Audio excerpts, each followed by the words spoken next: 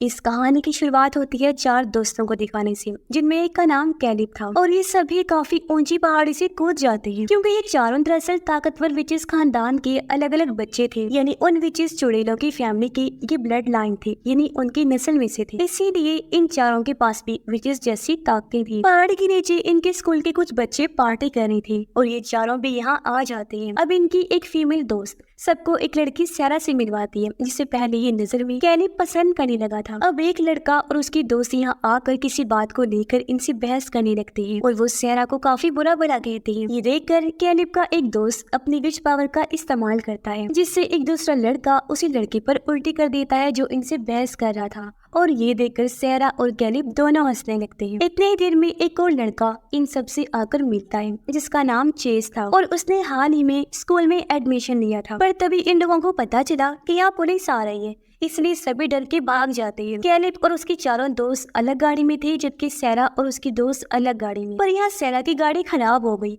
इसलिए वो कैलिब से मदद मांगती है। पर इनका एक दोस्त जो सबसे गुस्से वाला था और बार बार अपनी पावर्स को, ताकतों को इस्तेमाल करता रहता था, वो यहाँ भी करता है। इसकी मदद से उसने सैरा की गाड़ी को ठीक कर दिया था। इतने ही देर में पुलिस इन चारों दोस्तों की गाड़ी को देख लेती है, इसलिए वो तेजी से अपनी गाड़ी भगाने लगती है। कुछ दूर जाने पर वो गाड़ी खाई में गिरा लेती है, जो देखकर पुलिस की होश उड़ जाती है। लेकिन अगले ही पल वो पुलिस के पीछे दोबारा अपनी गाड़ी ले आए, फिर पुलिस की नजरों के सामने ही वहाँ से भाग जाती है। जाहिर है ये चीज भी उन्होंने अपनी ताकतों से की। अब सैरा और उसकी दोस्त हॉस्टल में आ जाती हैं, जबकि बाकी सब और कैलिब भी अपने अपने घर आ जाते हैं। कैलिब की मॉम उसके लिए काफी परेशान हो रही, क्योंकि सभी विजिस और उनके बच्चों को ताकतें 13 साल की उम्र में ही मिल जाती हैं। फिर 18 साल की उम्र में उनका असेंडेंट हो जाता है, यानी उनकी ताकतों का ग्रो, जिससे उनकी पावर्स और ज्यादा बढ़ जाती हैं। और जैसे जैसे विजिस अपनी ताकतों को इस्तेमाल करेंगे, वैसे उनकी उम्र कम होती जाएगी, यानी वो बूढ़े होने लगेंगे। छोटी ही उम्र में काफी बड़े लगेंगे। यही वजह है कि कैलिब की मॉम उसे लेकर परेशान थी, क्योंकि जब कैलिब के डैड की पावर्स ग्रो हुई थी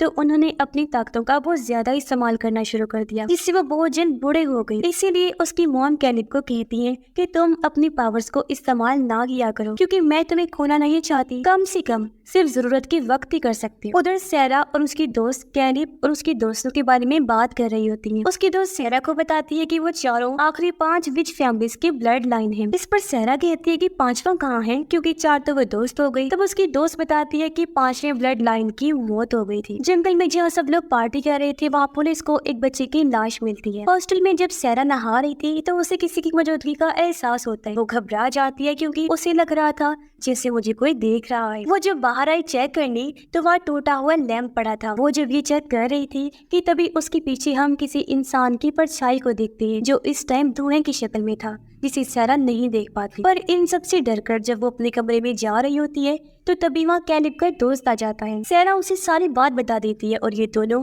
वॉशरूम को चेक करने जाते हैं, पर वहाँ अब कोई भी नहीं होता। अब जिस बच्चे की मौत हुई थी उसकी खबर अखबार में भी छपी हुई थी। कैलिब जब गाड़ी से जा रहा था तो इस बारे में कॉल पर अपने दोस्त से बात कर रहा होता है। उनका शक अपने उसी दोस्त पर गया, जिससे सबसे ज्यादा गुस्सा आता था। और तो और वो अपनी ताकतों को इस्तेमाल भी सबसे ज्यादा किया करता था। साथ ही उसे कैलिब से चिढ़ भी थी, क्योंकि पावर्स का ग्रोथ सबसे पहले कैलिब का ही होना था। वो बातें कर ही रहे थे कि तभी कैलिब की साथ वाली सीट पर उसी बच्चे का भूत आकर बैठ जाता है, जो अचानक डरावना सा बनकर उसे डरा देता है। इससे कैलिब का ध्यान भटक गया और उसकी गाड़ी एक ट्रक से जा टकराती है। एक काफी बुरा एक्सीडेंट हुआ, जिसमें गाड़ी के टुकड़े टुकड़े हो जाते हैं। खुद कैलिब भी बिखर गया, लेकिन तभी वो अपनी ताकतों से खुद को और गाड़ी को फिर से जोड़ लेता है। इस बारे में वो अपने दोस्त को भी बताता है। तो वो लोग इस बात पर काफी परेशान हो जाते हैं कि आखिर इस बच्चे के भूत को उनके पास किसने भेजा होगा। अब कैलिब जब दवाइयाँ खरीद रहा था तो तभी यहाँ सैरा की दोस्त आकर उसे पार्टी में जाने का पूछती है। नया लड़का चेस तो राजी हो गया, लेकिन कैलिब ये कहकर मना कर देता है कि मुझे कुछ जरूरी काम है, मैं नहीं आ सकता। तब सैरा उसे कहती है कि आ जाओ तुम भी, काम करने में मैं तुम्हारी मदद कर दूंगी। इस पर कैलिब मान गया और वो सैरा को लेकर एक पुराने घर के पास आया। वो सैरा को गाड़ी में ही बिठाकर घर के अंदर जाता है, जहाँ प्रीस्ट रह रहा था। कैलिब प्रीस्ट को दवाइयाँ देता है और यहाँ हम कुर्सी पर एक इंसान के हाथों को को भी देखते हैं जो काफी बुरे इंसान के हाथ लग रहे थे। कैलिब के वापस आने पर वो लोग उसी क्लब में जाते हैं जहाँ पार्टी हो रही और यहाँ उनके बाकी दोस्त भी इंजॉय कर रहे होते हैं। तभी सैरा और कैलिब भी डांस करने लगी और खूब इंजॉय करती हैं। और उनकी उसी गुस्से वाली दोस्त की एक ग्रुप से लड़ाई हो जाती है। असल में कैलिब का वो दोस्त अपनी ताकतों की मदद से उनसे शर्त जीत गया था और वो ग्रुप उसे पैसे देने से इनकार कर रही थी। कैलिब यहाँ आकर उनकी लड़ाई खत्म करने की कोशिश करता है, लेकिन उसका वो दोस्त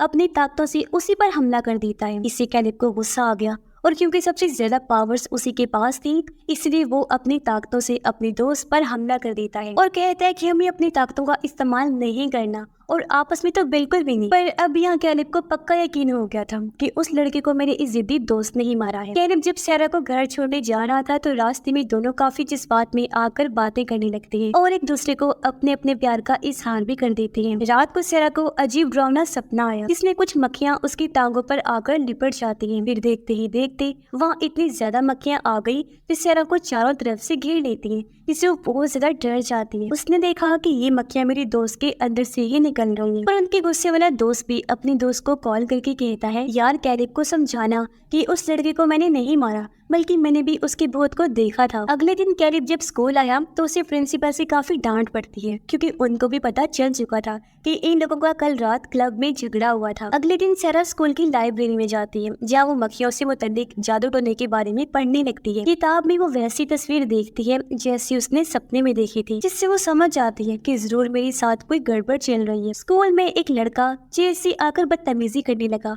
उसने चेज को पकड़ लिया था, लेकिन चेज बड़ी आसानी से खुद को छुड़वा कर उसे पकड़ लेता है, फिर उसे नीचे करके वहाँ से भगा देता है। ये चीज कैलिब ने भी देख ली थी, जिससे वो काफी हैरान होता है। इसी रात कैलिब जब सोने की कोशिश कर रहा था तो उस बच्चे का भूत फिर से आकर उसे डरा देता है। फिर अगले दिन उसकी मुलाकात फिर से चेज से हुई। ये स्कूल के स्विमिंग पूल में आकर यहाँ तैरने का मुकाबला करते हैं। कैलिब जीतने वाला था, लेकिन एन वक्त पर चेज कुछ ऐसा करता है जिससे उसकी आंखों का रंग भी बदल गया। ऐसा होते ही कैलिब पुल के नीचे किसी चीज से टकरा गया, जिससे वो बेहोश हो जाता है और इस तरह वो हार गया जबकि चेज जीत जाता है। कैलिब को जब होश आई तो वो अपने दोस्तों को समझाने की कोशिश करता है कि चेज ने मुझे जादू से हराया है क्योंकि मैंने उसकी आंखों का रंग बदलते हुए देखा था। पर उसके दोस्त कैलिब की बातों का यकीन नहीं करते क्योंकि उनका मानना था कि चेज के पास कोई पावर्स नहीं और वो कैलिब को हार मानने का कहते हैं। अगले दिन क्लास खत्म होने के बाद प्रिंसिपल भी चेज को अपने ऑफिस बुलाते हैं और उसी बच्चे की मौत के बारे में पूछते हैं। प्रिंसिपल का शक चेज पर था क्योंकि उस बच्चे की गाड़ी के पीछे से पुलिस को चेज का आईडी मिला था। उधर कैलिब और उसका दोस्त भी उस बच्चे के भूत के बारे में पता लगाने का फैसला करते हैं। जिस तरह उन्होंने चेज को बर्ताव करते हुए देखा था, उनका शक भी चेज पर ही था। दोनों दोस्त चुपके से स्कूल में घुस जाते हैं और चेज की डिटेल्स देखने लगते हैं। सैरा को पता चला कि मेरी दोस्त की तबीयत अचानक इतनी खराब हो गई है कि उसे हॉस्पिटल एडमिट करवाना पड़ा। इसलिए सैरा अपने दोस्त को देखने हॉस्पिटल पहुंची, जहाँ डॉक्टर उसे बताते हैं कि तुम्हारी दोस्त को इन्फेक्शन हुआ है। देखने से लग रहा है जैसे इसे बहुत सारी मक्खियों ने काटा है। ये सुनकर सैरा को अपना मक्खियों वाला सपना याद आता है। उधर कैलिब को चेज के बारे में सर्च करते हुए पता चलता है कि उसकी माँ की छोटी उम्र में ही मौत हो गई थी और जिस औरत ने उसे गोद लिया था वो भी तब मर गई थी जब चेज 18 साल का हुआ था। ये पढ़ के कैलिब और उसकी दोस्त को शक हुआ कि जरूर चेज भी हमारी तरह एक विच ही है और उन्हें उस जादुई किताब के बारे में याद आता है जो बचपन में उन्हें पढ़ाई जाती थी। इसीलिए सभी दोस्त मिलकर कॉन्वेंट जाते हैं। सबसे पहले ये भूत के बारे में जानकारी लेते हैं, जिसके बाद उसी जादुई किताब को पढ़ते हैं। इन्हें पता चला कि हाँ सच में चेज भी एक विच ही है और वो उसी 5वीं विच खानदान का ब्लड लाइन है जिसे वो लोग मरा हुआ समझ रहे थे। ये जानकर अब कैलिब अपने उसी गुस्से वाले दोस्त से पूछता है, अच्छा अब ये बात सच बताओ कि उस बच्चे को तुमने ही मारा था? इस पर कैलिब का दोस्त कहता है, यार मैं कसम खाता हूँ कि मैंने उसे नहीं मारा, उल्टा उसका भूत तो मुझे भी नजर आया था, मुझे आकर उसने परेशान किया था। ये सुनकर अब उन दोस्तों को यकीन हो गया था कि इसका मतलब है इस सब के पीछे उस चेज का हाथ है और अब तक इनके साथ जो कुछ भी उल्टा सीधा होता आ रहा था वो सब चेज का ही किया धरा था। सैरा अपनी दोस्त की ऐसी हालत के बारे में कैलिब और उसके दोस्तों को बताती है। अब सैरा की वो दोस्त कैलिब की एक दोस्त की बेस्ट फ्रेंड थी और अपनी दोस्त की ऐसी हालत के बारे में सुनकर उससे रहा नहीं गया और वो फौरन अपनी बाइक लेकर निकल जाता है। पर रास्ते में ही कैलिब की दोस्त का सामना हो जाता है चेज से, जो अपनी ताकतों से उसकी बाइक को तोड़कर चकनाचूर कर देता है। पता चलता है कि चेज सबसे ज्यादा पावरफुल है क्योंकि वो शुरू से ही अपनी ताकतों को कंट्रोल करता आया है। यहाँ कैलिब का दोस्त उससे कहता है कि मेरी दोस्त को कोई नुकसान नहीं पहुंचाना। इस पर चेज कहता है कि हाँ शायद ना पहुंचाऊं, क्योंकि तुम्हारी दोस्त और सेरा तो बस एक जरिया था तुम तीनों तक पहुंचने का। अब चेज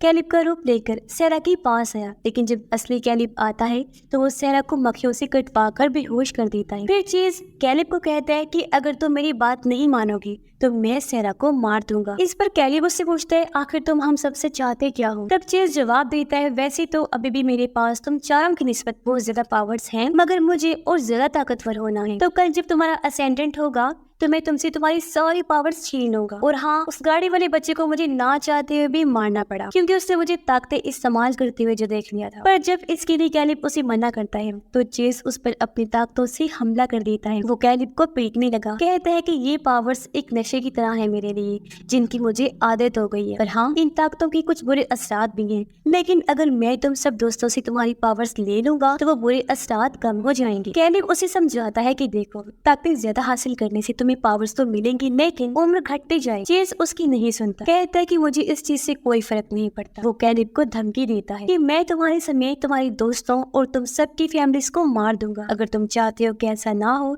तो मुझे कल तुम्हारी पावर्स लाजमी मिल जानी चाहिए। जो कहकर वो यहाँ से चला जाता है। कैलिब हॉस्पिटल में अपने एक दोस्त से मिलने जाता है, क्योंकि चेज ने उसे बहुत मारा था उस दिन। कैलिब जब आकर चेज की बात बाकी दोनों दोस्तों को बताता है तो वो सलाह देती है कि हमें उससे लड़ाई करनी चाहिए, पर कैलिब ने मना कर दिया, क्योंकि वो जानता था कि इस तरह हम नहीं जीत पाएंगे। और वो वहाँ से चला गया। हॉस्पिटल में ही उसकी मुलाकात सेरा से हो जाती है। इसे कुछ भी समझ नहीं आ रही थी यहाँ हो क्या रहा है, इसीलिए वो इस बारे में कैलिब से पूछती है। तब कैलिब सेरा को उसे पुराने घर के अंदर लेकर जाता है, जहाँ वो दवाइयाँ देने पहले भी आया था। वो उसी बूढ़े आदमी को सेरा को दिखाता है जिसका हाथ हमने देखा था, और सेरा को बताता है कि ये मेरे डैड हैं। ये सिर्फ 40 साल के ही है, लेकिन ताकतों का इतना ज्यादा इस्तेमाल करने की वजह से जल्दी ही बूढ़े हो गए। फिर वो सेरा को अपने और चेज के बारे में भी सब कुछ बता देता है। उसने कहा कि अगर मैंने पावर्स ग्रो होने की बात उसे अपनी ताकतें दे दी तो मेरी मौत हो जाएगी। और इस बारे में कैलिब अपनी मॉम और दोस्तों को भी बताता है, और कहता है कि अब मैं खुद अकेला ही उसके पास जाऊंगा। मैं उससे पार्टी में मिलूंगा जहां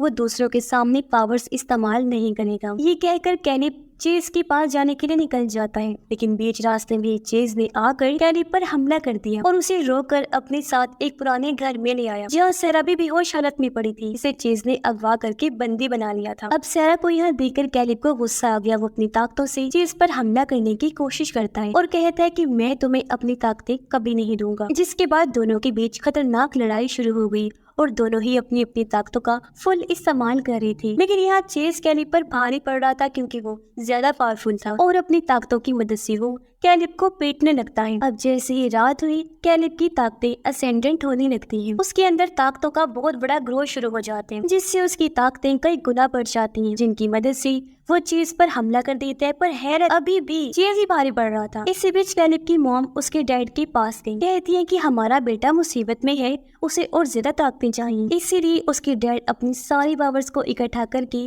कैलिब को दे देते हैं, जिससे पावर्स का तूफान उसके अंदर आया और अब वो चीज से भी बहुत ज्यादा पावरफुल हो जाता है, जिनकी मदद से वो चीज पर भारी हमला कर देता है और आखिर उसे बहुत बुरी मौत देता है। और इस तरह उसका खेल खत्म हो जाता है, जिसके बाद कैलिब सेरा को भी बचा लेता है। साथ ही उसकी फीमेल फ्रेंड और दोस्त दोनों की हालत में भी एकदम सुधार आ जाता है। अब चेज के खात्मे की वजह से उसकी लाश पुलिस को नहीं मिली, जिसके बाद सेरा और कैलिब भी सही सलामत यहाँ से निकल जाते हैं। इनके जाने के साथ ही कहानी भी इधर ही खत्म हो जाती है।